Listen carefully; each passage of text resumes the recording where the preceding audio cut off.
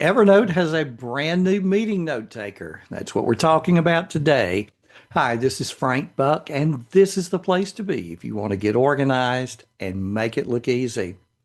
When you're involved in an online meeting, how and where do you take notes? The question applies to whether you're simply an audience member in a webinar or whether you're an active participant in a meeting.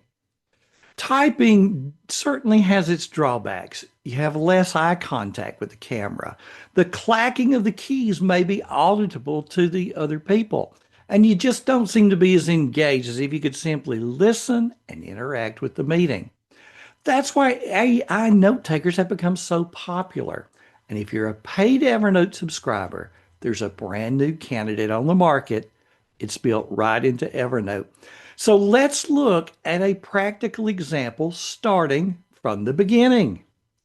All right, so I have a meeting. So first of all, it goes on the Google Calendar. I add that meeting to Google Calendar. I might be typing it by hand. I might have accepted a meeting invitation, and so it automatically populates the calendar.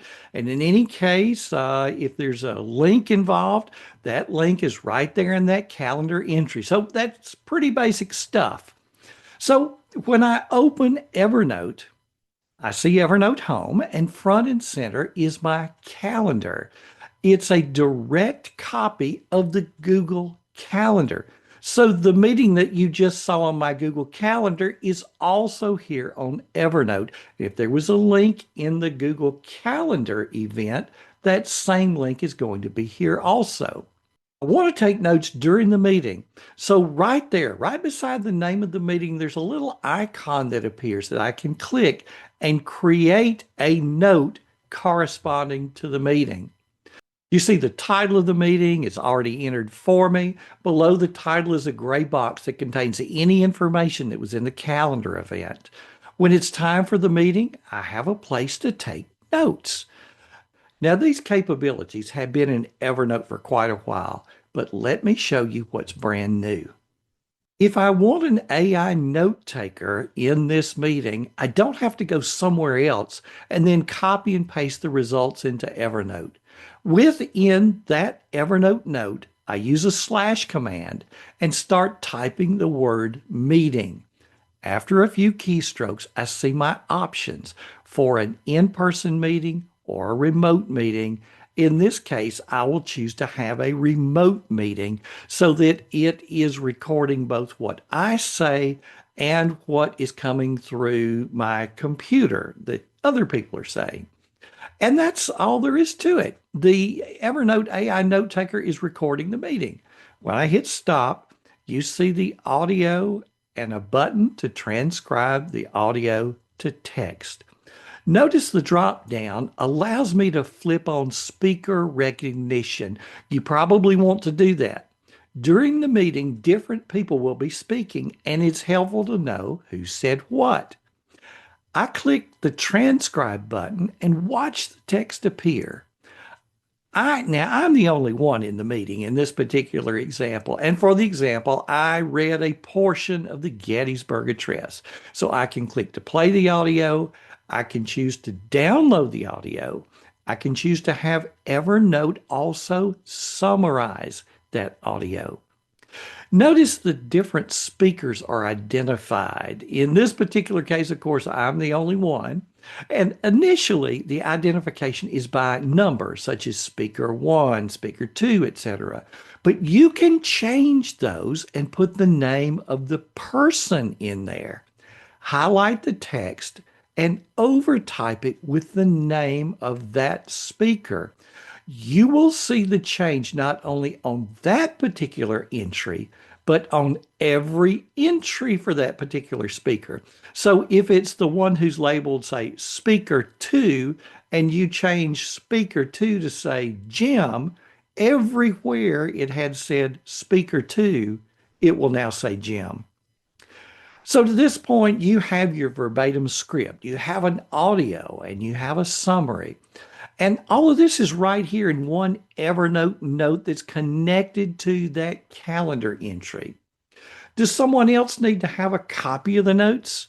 Well, click the share button in the upper right corner. Enter the email address and allow the appropriate rights, or you can share with anybody who has the link. Now, let's look at one more thing that's not exactly a part of Evernote.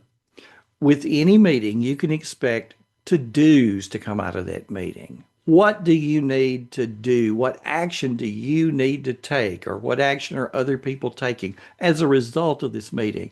And how are we going to get those to-dos into the to-do list so that they get done? And how are you going to somehow connect the to-do on your to-do list back to this rich set of notes? Well, since 2013, I have used Task Clone. I type out my to do and put a little checkbox in front of it. Task Clone creates a new task in Remember the Milk, my task list of choice. You'll notice some symbols after the name of that task. This is Remember the Milk language. The caret indicates a due date, and in this case, I've indicated I want this task to be due tomorrow. The exclamation point indicates the priority. The hashtag indicates the tag. And if I have information for the notes section of that task, I simply insert two slashes followed by the text that I want to go into that notes section. And here's what winds up in Remember the Milk. So there you go. From entering the meeting on your calendar to having a good set of notes to having to-dos that link back to those notes, it's all there. When the meeting's over, you can relax and move on with the rest of your day, knowing that technology has handled everything. No copying and pasting anywhere else. Now, as part of ending my workday, I review the notes that I've taken during the day. I pull up Evernote, I click on Notes in the Evernote sidebar, and I see a chronological listing of the notes that I've worked with and either created or made changes to during the day. So this gives me one more chance to read through what's changed during the day and make sure that I've got a good handle on all of the to-dos and that everything about those notes is clean and clear. And while it's fresh on my mind, I can do any cleanup that I need. Now, if you have a paid Evernote account, this meeting note taker has rolled out in beta. So how often do you need to take notes during an online meeting or webinar? And are you already paying for an online note taker somewhere else? While there are some free options, those options come with limits. But you also have to harvest the notes from that online note taker and put them in your notes app, right? Well, with Evernote, it's all contained right here. In the body of the blog post, I have additional links and additional information from Evernote related to this topic. Thanks for stopping by today. This has been Frank Buck, helping you get organized and make it look easy.